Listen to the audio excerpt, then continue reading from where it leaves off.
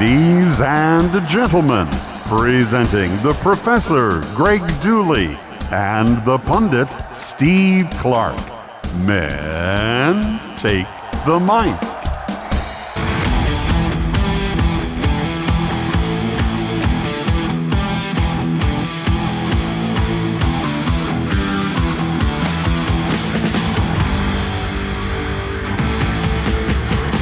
That's right, it's the Professor and the Pundit with Greg Dooley and Steve Clark. On the program today, we come back from a whole month off to start another season.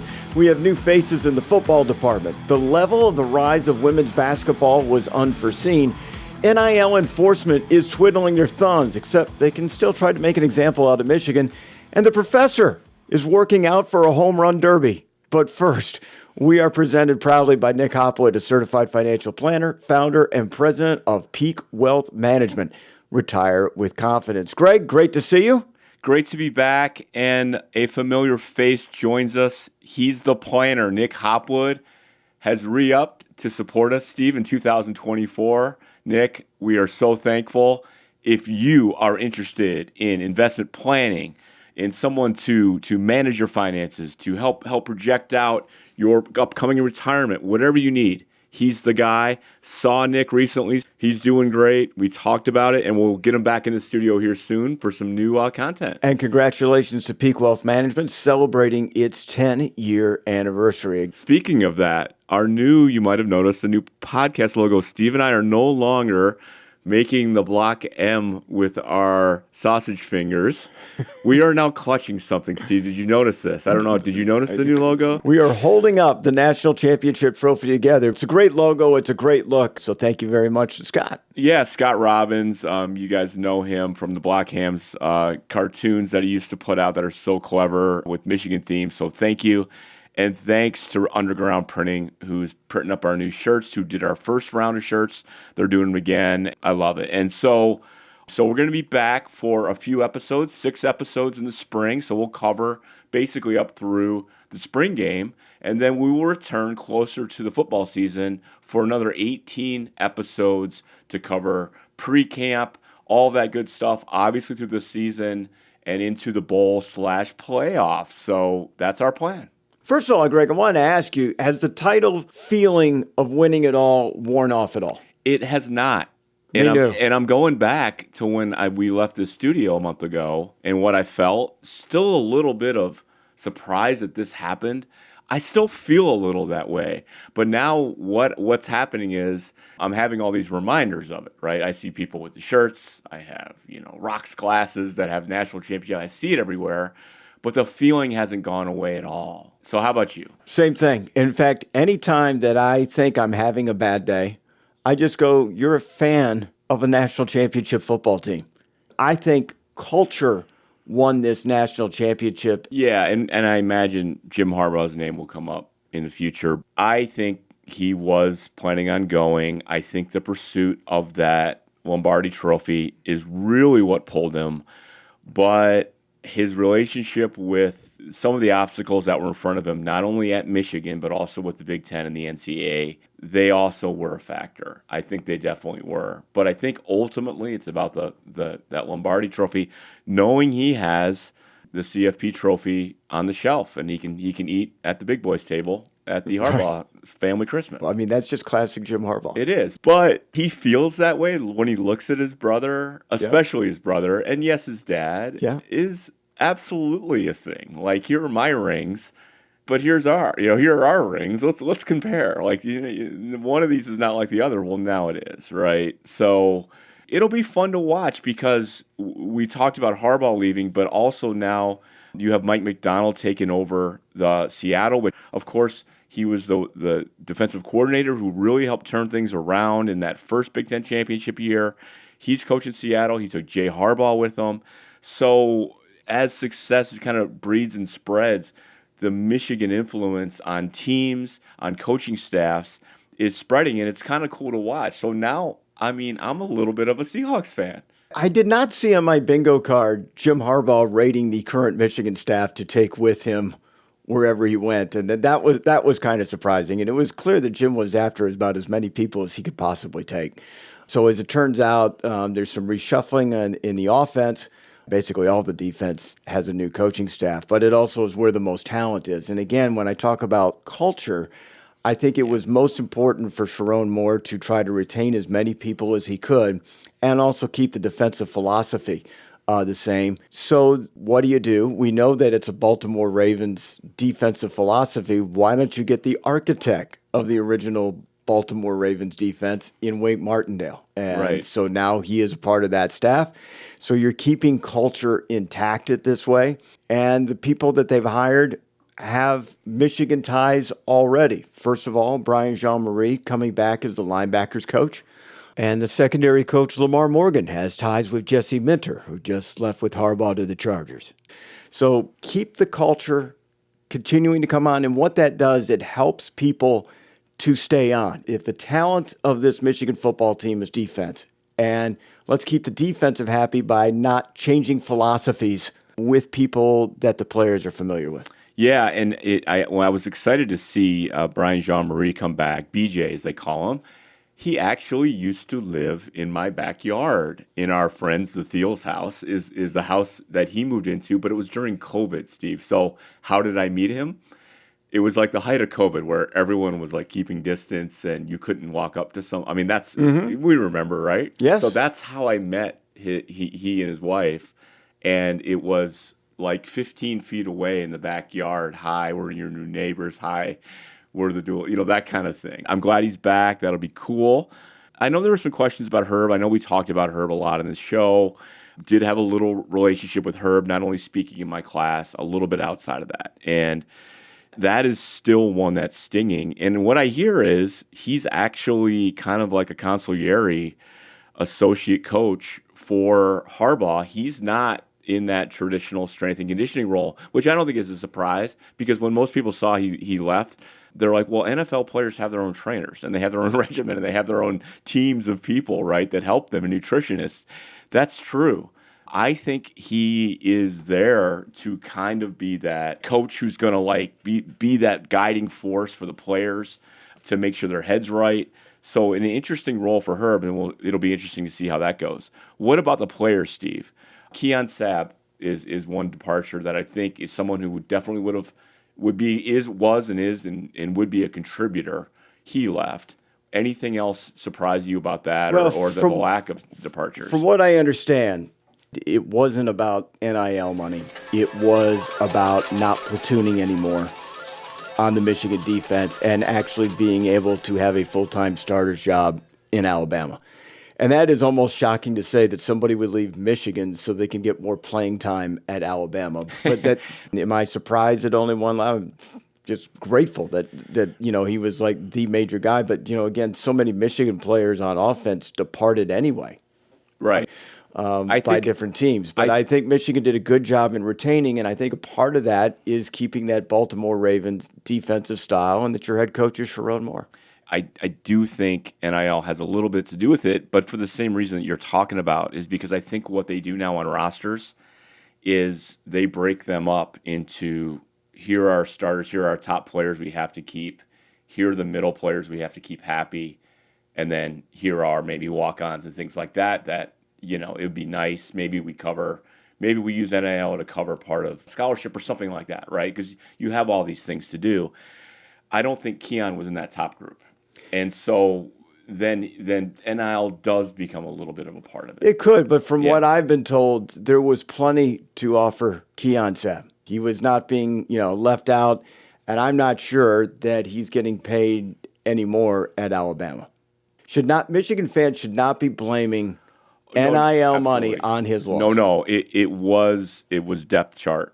I just say there's a bit of a correlation there. That's all. But you're right. If Michigan needed to raise the money to keep him, they could have done that. You're absolutely right. And remember that you come up with these, like, what should a top player like Colson Loveland or Mason Graham or Will Johnson, what are they worth? Well, these things are in flux. We're still trying to figure this stuff out. But that worth can be made up many different ways. Caitlin Clark famously hasn't taken a dime from the Swarm Collective at Iowa, right? Correct. So her compensation and value has been made up through private things. Now, we've seen some players get special deals with a new EA Sports game, like Will Johnson at Donovan. They signed on as special endorsers of this new game that's coming out. They made more than everybody else. That helps supplement whatever, quote unquote, their value. You just need to reach that number. How you get there, whether it's through a collective, whether it's through an endorsement, whether it's a combination, doesn't matter. I heard someone, a friend, say, well, the team, Michigan, should have held out on the EA Sports game together as a team and like effectively unionized and said, we're not, none of us are signing until we get a better deal because we're the champs. And they would have had a good argument, because if you would have had Easter eggs or whatever the equivalent of that is on the game with no actual endorsements from anyone on the team, it would have lessened the game. So I thought that was an interesting take. I wonder if more players will do that kind of thing in the future, where they're going to get together and form a union for one of these, and I hear about a basketball game coming out and other things like that. So it'll be interesting to see. Speaking of NIL, I mean, the courts have struck again in Tennessee and Virginia, and we see another example where a school gets charged and they fight back and they get what they want. And Michigan fought back and didn't get what they wanted, but who cares at the moment, because again, Michigan is the national football champions. Let's say the enforcement committee of the NCAA looks like they can't enforce anything, but what's going on with Michigan? No, they exactly. So here's the problem, right? So out of these court cases, a judge basically said, the NCAA needs to shut down its any investigations on NIL inducements, which are the NIL investigation. Because amounts don't matter. It's how did you use NIL? And right now they're not enforcing it. So what can they do? They can put all their people on the Michigans of the world, which isn't good for Michigan. And again, anyone who complains about where Michigan's at NIL-wise, okay, we just won the national championship in this new world. It's not so bad. By the way, I do hear the fundraising numbers are up, double what we had last year. Like, the resources are coming in. We're still not where we need to be. But what is the future? Are inducements going to be allowed? Is the partnership directly between athletic departments and NIL, is it getting cozier and cozier and cozier, where they can actually be involved, not only can protect the players, but also be directly involved in the deals?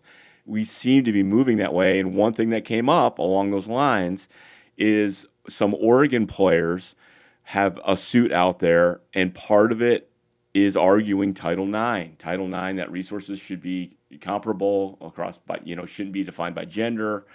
And they have varsity sports that had no scholarships in beach volleyball. Okay, and they had several beach volleyball players. They weren't getting a scholarship. They're arguing that the lack of a scholarship and a lack of fairness to their team lower their ability to benefit from NIL. So it's this slippery slope of fairness that's out there right now. I guess my point is, as you make the tighter and tighter bond between the athletic department's involvement in NIL, Title IX becomes more of a relevant conversation, certainly from legal people, right? And from fodder for lawsuits. And I think since we met Steve, or thereabouts, we had Dartmouth, and the players got approval by the National Labor Relations Board to unionize. So there's that, which implies employees, which again is a cozier relationship between compensating players. And then all these questions will come up again once we have some form of revenue sharing. So all of these things are going on right now, and it is fascinating. It makes for an interesting class that I teach, Steve. So this 360-degree view of NIL, all the stakeholders from the athletic departments to the businesses to marketing people. It's tough, because I feel like I'm standing on plates that are moving around, and I'm treading water. Like, what do I talk about next? News is changing each week. You could probably just have a current events class and then just basically go over the reports that have changed in a week. So every class starts off with a headline, pretty much. That makes it fun. That makes it interesting. But as a teacher, what teachers I think like to do, as I'm learning this profession, they like to keep repeatable materials that they can reuse right down the road. My history class, it's a history class. It all happened. It's changing and evolving, and there are historic things that happen. But the content is basically the same, okay, as I taught last semester, right? Hopefully it's a little fresher, a little better, but it's the same. NIL, no, there's no textbook, there's no nothing. In fact, to my knowledge, there's no one who teaches a class quite the way I approach it. So you're learning on the go. One of the things that I hear with Michigan is now I'm hearing it resoundingly across the nation is we're not where we need to be in relationship to NIL. I just read a whole bunch of stuff out of Penn State looking at them for next year as a potential team that could make the 12-team college football playoff. They're all saying the same thing. We're behind in NIL compared to what everybody else is doing, and we shouldn't be because we are, Penn State. Same thing with Nebraska, Maryland, and Rutgers. But the amount of money that Maryland and Rutgers still owns the Big Ten is one of the big reasons why they're still not getting their full share of revenue yet, because they didn't get a full share within their first 6 years. And to compete with the rest of the Big Ten schools, they took out loans with the Big Ten. And so, as of 2020, or was it 2020 or 2022, Maryland still owed the Big Ten $110 million. Okay, I didn't know they actually took loans from the Big Ten. It makes sense. I know that Rutgers is $250 million in debt. As an athletic department. Yeah, and they get a cross-transfer from the academic side to cover some of that, but it's still a bad business. But Maryland, is bad. But Maryland a few years ago, without a ranked win in conference, by the way, the Maryland football team has not beaten a ranked team within the Big Ten yet. Boy, they almost did, didn't they? Would have been their first one. But I believe when I did the math, they're now 0-34. Wow. Against ranked teams in the Big Ten. That's amazing. They're more than $100 million in the hole that they owe the conference, which is at least a couple of years worth of income that's coming in from the Big Ten. So this is before revenue sharing, too, right? So, and the notion is that, yes, we're going to get this bigger TV contract. Let's call it an extra $20 million for Maryland. The notion is that they're probably going to have to give that away, and maybe then some. So there isn't this windfall coming that's going to cover all these sins of the past. It's just not coming. It's just so huge. No wonder teams like Maryland are glad to get out of the Big Ten East, because they're always going to be no better than fourth. I'm not sure it's going to be any better for them with the new schools that are coming in, because even though the playoff is expanding, to 12 teams and eventually goes to 14, Maryland's place is probably still not there. Now, Mike Locksley is doing as best he can, but Maryland is just one of the stories that are very similar to a whole bunch of other stories in the Big Ten just as well. Nebraska, they have a history of winning, and it's the only school nearby. So everybody's on board. There isn't a Nebraska state that is dividing some of the money up.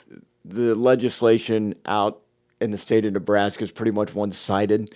They're not going to disagree about trying to make Nebraska a better place. So they have some options. Yeah.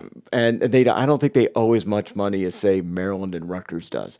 But Nebraska didn't get a full share until 2017. Yeah, and they have a little bit of that Penn State attitude, like their rightful place is wearing the crown, right? I mean, that's how Nebraska people feel. Yeah. So, oh, boy.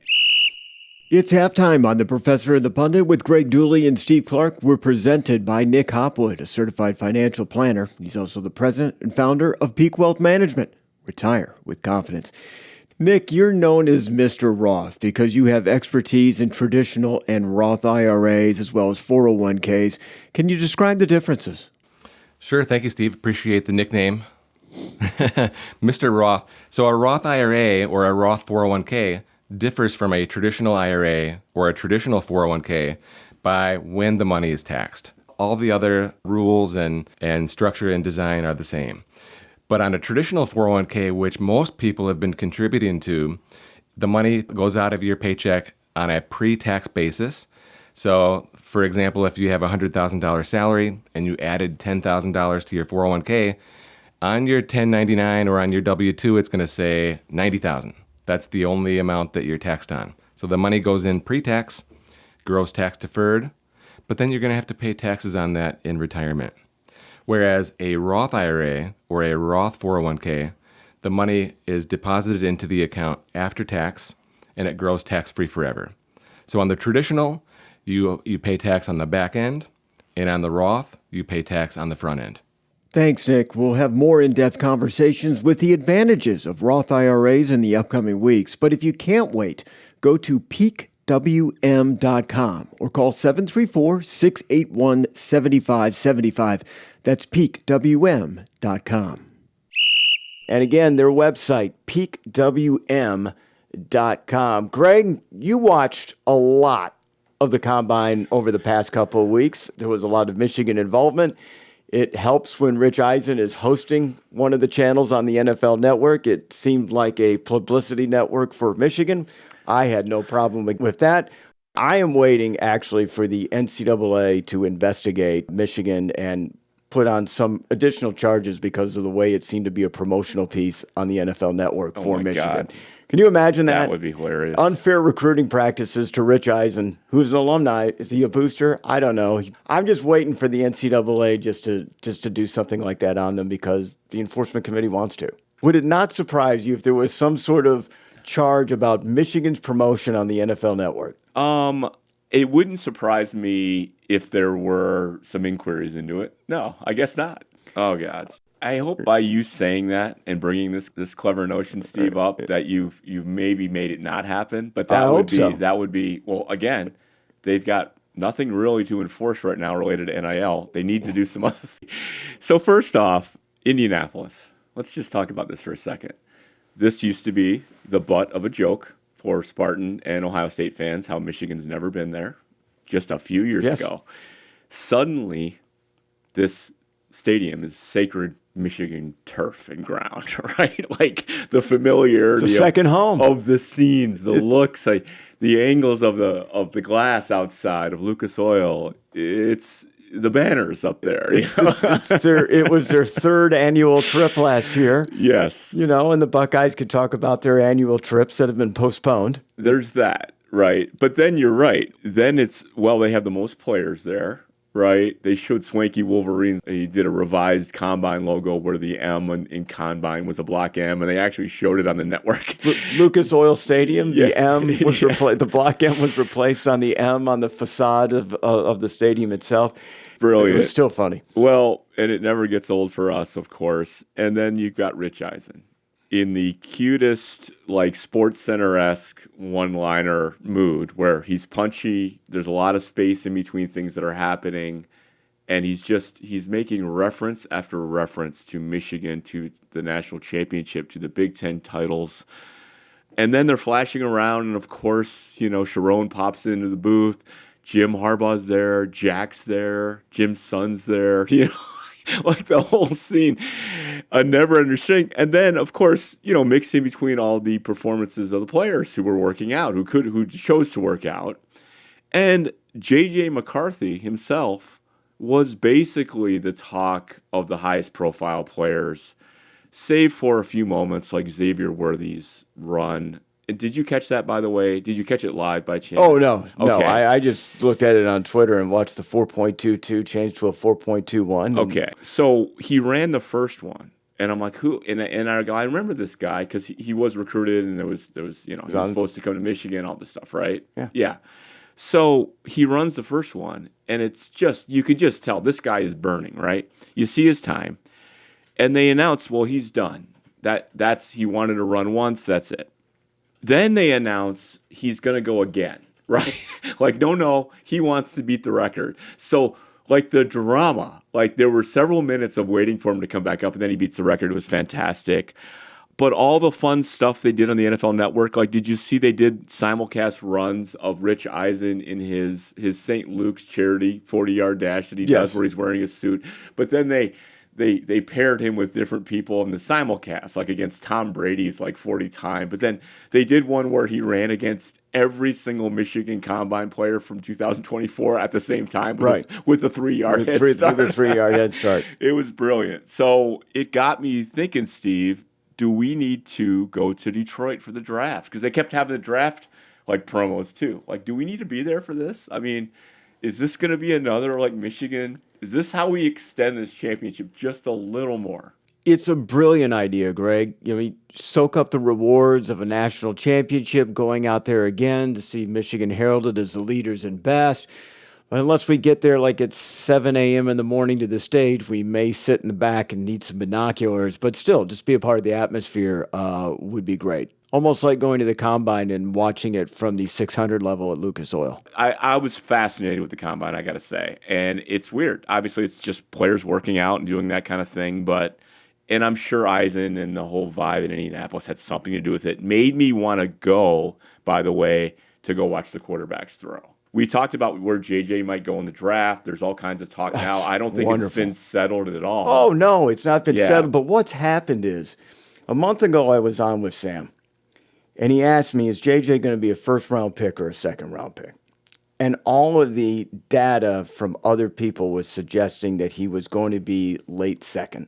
I did my own research to look at what teams, and we talked about it, I think, in our last podcast, of what teams late in the first round would need a J.J. McCarthy, and it was virtually nobody.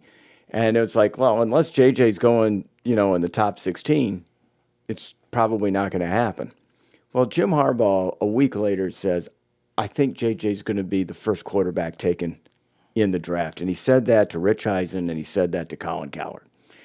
And then ever since then, it seems like people are trying to find scenarios where this could happen. But so many people were also entrenched in their beliefs that he was a second-round guy or a lot of question marks around it. They couldn't just suddenly flip-flop. So we're seeing this gradual trend where you just start suggesting things, and then you come up with a scenario where this could happen, and then all of a sudden it starts becoming assumed as fact.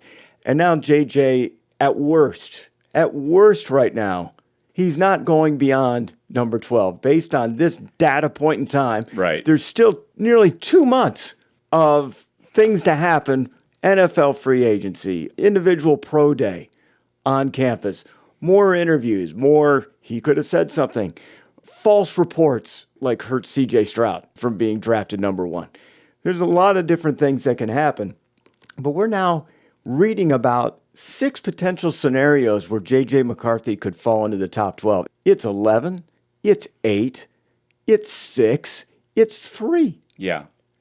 So it's unbelievable what he set himself up. And by the way, it looked like he added about 20 pounds, clearly, like his face. It's one of the things that I saw that he needed to do because he wasn't as slight as Bryce Young, but they did talk about last year about how Bryce really needed to put on some weight.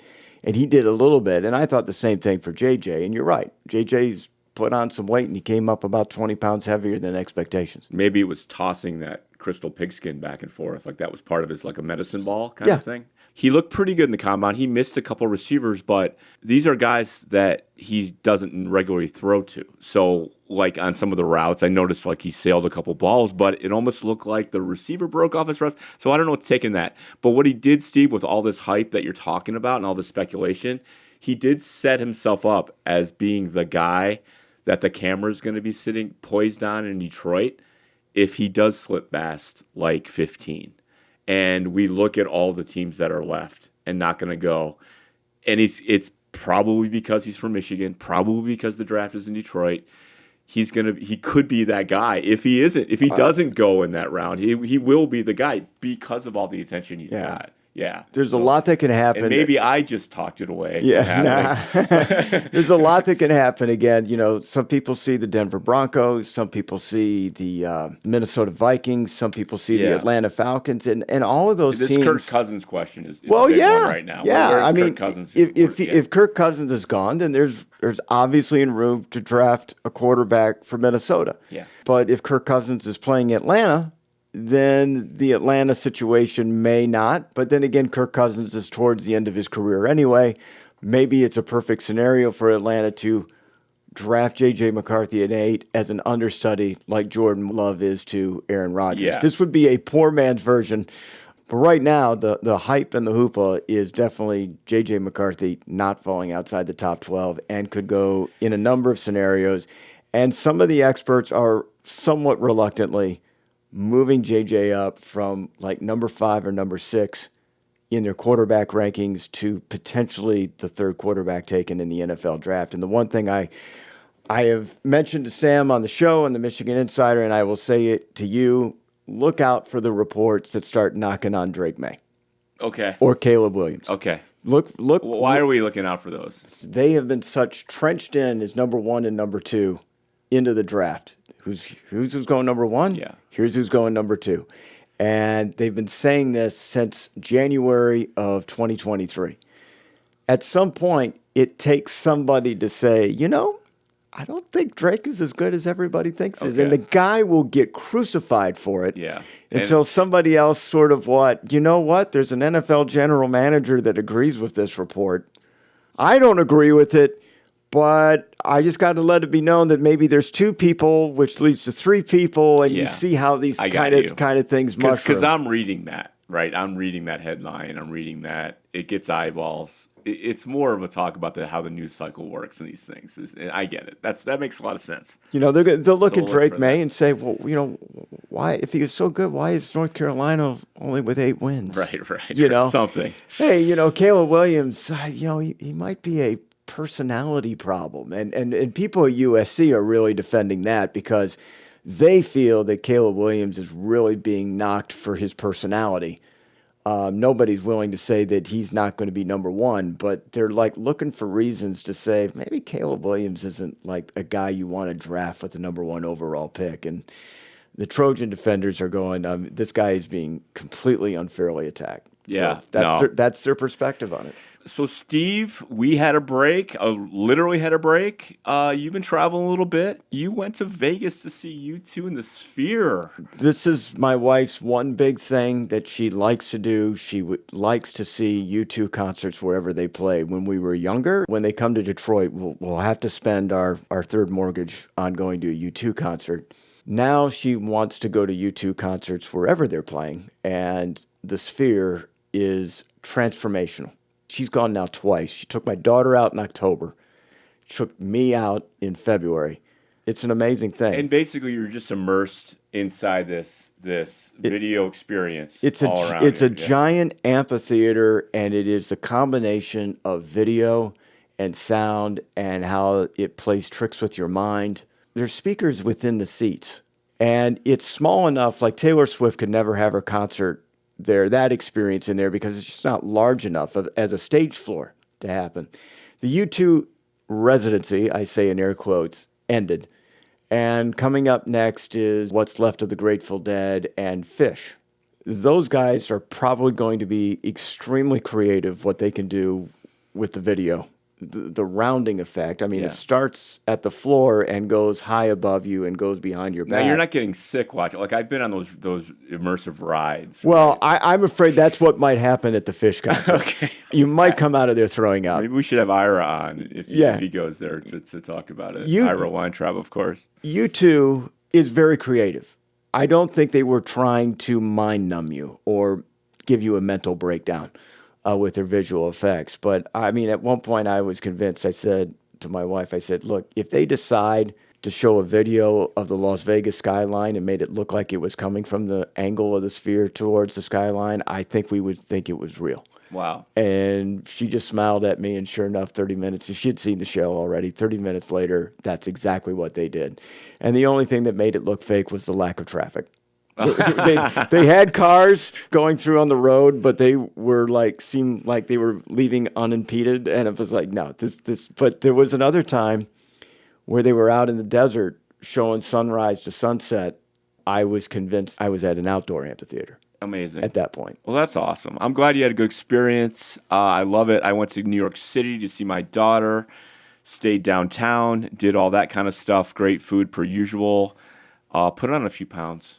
In New York. As we all do. Yeah, so that was great. It's been awesome. What else? Classes are going good, Steve. I'm trying to get Tyrone Moore to speak in my leadership class. I think it would be unique to have him come in, but I totally understand if it's not going to work. But I'm efforting, as Tyrone Moore, as they say. And if that happens, obviously the stuff in the class is off the record, but I can talk about the experience. Sure. I got to ask you, you Yeah. were talking about putting on a few pounds. You have been lifting again, and there's a good reason for it because you're actually participating in a home run derby. How did that happen? Right. Yes. Now, I don't know that the two are related, but I guess it's on my mind.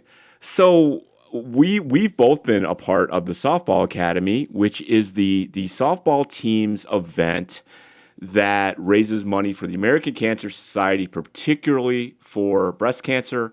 They're in their 15th year.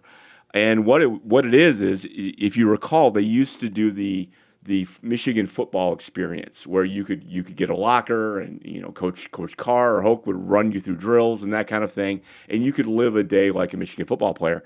Well, Hutch saw this and go, why don't we do something like that for softball?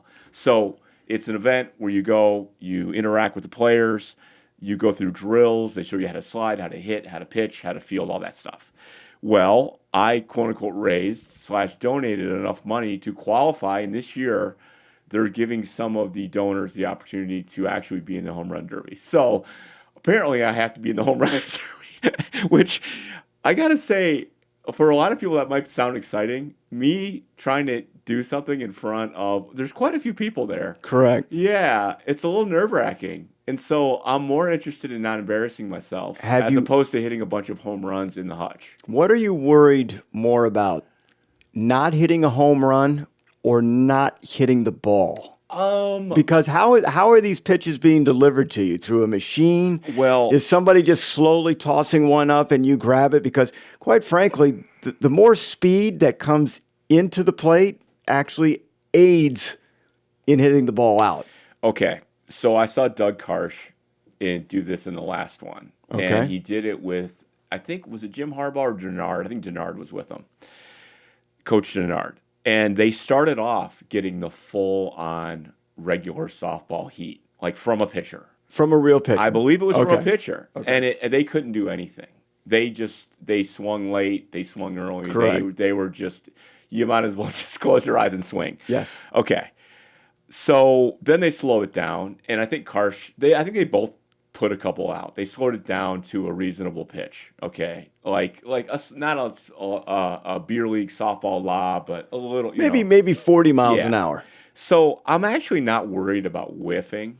Okay. I guess I'm more worried about not even getting a ball even close to, say, whatever. Gotcha. And I don't know if I'm ever going to get one out of the park, but I think they set up, but here's the thing. I do want to try to hit the heat. I want to try the heat. So I think what's going to happen is you're going to have some people my age go up there, and most of them are going to go, well, just lob me a few, and I'm going to see if I can get one out. I want to go back it up to the hill. Let's dance. Let's do a few pitches full on just to see if I can do it. Yeah. So what do you think about that? What would you do? Steve? By the way, well, you might be up there. No, I won't be up there, but I've played fast pitch softball before. I remember taking pitches at 37 feet. The women's college distance is a little bit further out than that. Yikes. I was facing 60-mile-an-hour pitches. The difference, it's a bigger ball, but the speed difference from 60 feet 6 inches to 37 feet was an equivalent of like a 95-mile-an-hour fastball. When I was facing a pitcher that fast, my lead step and my swing was already happening before the ball even was released. And it was a check swing. Every one of, if it was a ball outside, I'd pull it up just enough and it would be considered a ball because of that. But at our age, now that we're getting older, I'm convinced that I could not, Carson couldn't was even a hit clown. Like he was just swinging. And Carson's a good athlete. So is Denard. Yes. And they both took slower pitches out of the park. Okay. Right. They couldn't do anything with they had to stop the format and go, no, we got to slow this down. So that's a little nerve-wracking, but I'd like to try. Seeing it come in the way from behind instead of over the top is also different. Okay. Having played baseball too, I was used to seeing it go underneath and then watch it come over the top. It's different. I don't want to completely embarrass myself. My expectations are incredibly low. But I did get an offer from Coach Bonnie and Hutch to work out a little bit beforehand. That might be the actual fun of this thing. I got some advice from Joe Simon, the Michigan defender. Okay, all right. He said, Dools, played a lot of softball. He said, you got to focus on hitting the bottom half of the sphere of the ball. He goes, most people think you're going to pop it up. He goes, if you want power.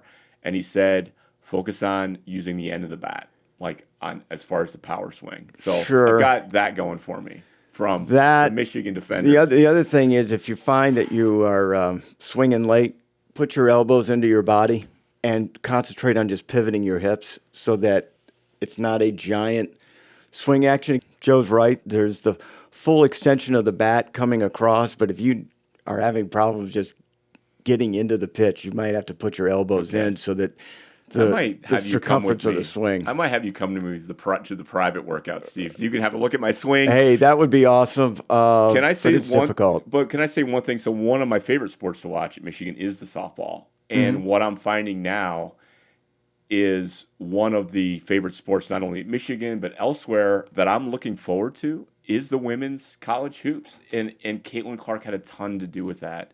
But also the Michigan team. I feel like that's happening in the nation. The women's Big Ten tournament was sold out.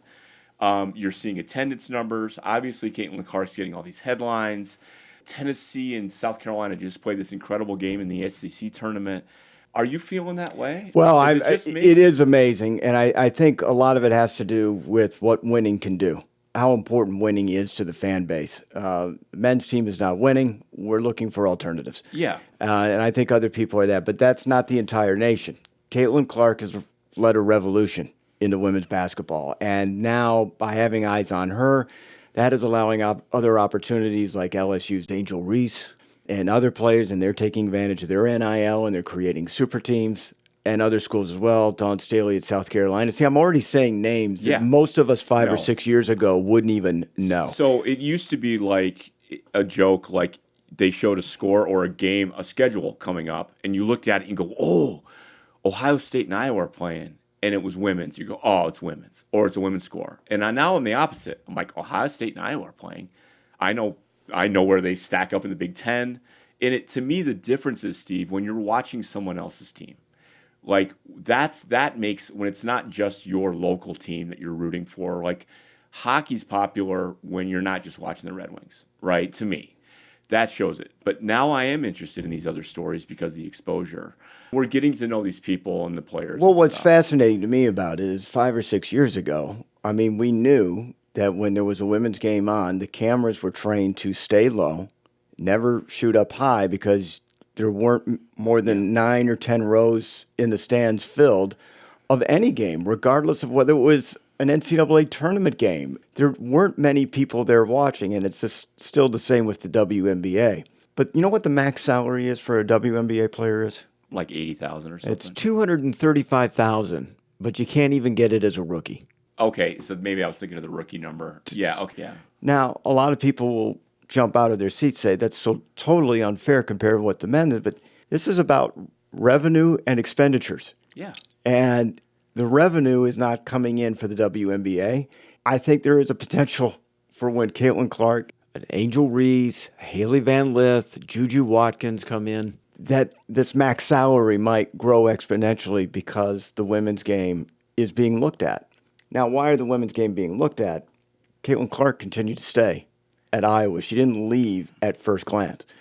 We're having trouble naming a whole bunch of stars in the men's game right now because as soon as they get good, they're gone. And it's been that way for a long time, but you're seeing the star power of people staying in the women's game, and we're interested in seeing, there was controversy with LSU and Iowa and how they treated one another. Yeah. They want to see if these two teams are going to be in a rematch. Yeah.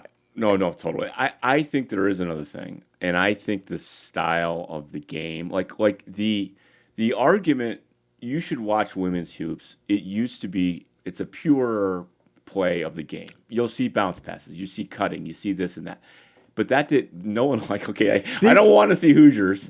Okay, I want to see dunks, I want to see this and that. But the game opened up, Steve, and I think if you lay the two over each other, they look way more similar now than they did 20 years ago. With the extending of the court, the quality looks, it's not that far off. Yes, you're not getting above the rim, but beyond that, it's pretty similar. So, Greg, 25 years ago, I was hosting the weekly women's basketball show for WTKA. Wow. And the coach was Sue Guevara at the time. Sure. And we were out weekly at Revel and Roll, and we would do a live show for, I can't remember if it was a half hour or an hour. These are the exact same things that I was talking about. Why should you go to a women's game? Well, let me tell you the reasons why you should go to a women's game. It's a lot more pure. Yeah, right. They do bounce passes. There's more cut. You know, all these all things. True. All these things you just said were things I was saying 25 years ago with the head coach and describing and trying to get people to come out. But the level of play has gotten so much better over time. And I think style has something to do with it. Speaking of this, had a reporter from the Wall Street Journal. This is my Barney Fife sniff. Okay. Talk to me about this topic. So maybe around, I don't know if a piece is going to come out or not, but we'll be sure to talk about it next time if it does come out. But it was on this topic and the change and all these thoughts, and I don't know what angle she took in the piece or what is she going to take, but we'll see if that comes out. So that's fun. I'm definitely more going to be watching the women's tournament a lot. It doesn't certainly take away from the men's tournament, which is a special thing on its own. I liken it to the Olympics. We don't know what's happening this summer in Paris. We know the Olympics are coming. We're probably not going to be invested in it, but inevitably people like us get heavily invested in things like the Olympics. I'm with you on the men's game. It's less interesting. I don't know all the storylines. I know some of them, but the tournament never fails. And so I'll be watching the men's and the women's though now, which is a great change. All right. It is amazing that the women's basketball tournament sold out. It's wild. That's just something that I don't think any of us would ever have foreseen or expected, or if that hypothetical question came up 6 years ago, it would be like a definite no. Cool. Greg, we got 5 more weeks here in the spring session, so we will be back next week with another podcast after you receive this one. And just a reminder, as always, everybody, whenever the day is treating you lousy and your boss is, not giving you the respect that you deserve, things are not going great at home on a particular day with your kids, with your spouse, whatever, just remember, Michigan football, the undefeated and undisputed national champions. Go Blue, Greg. Go Blue.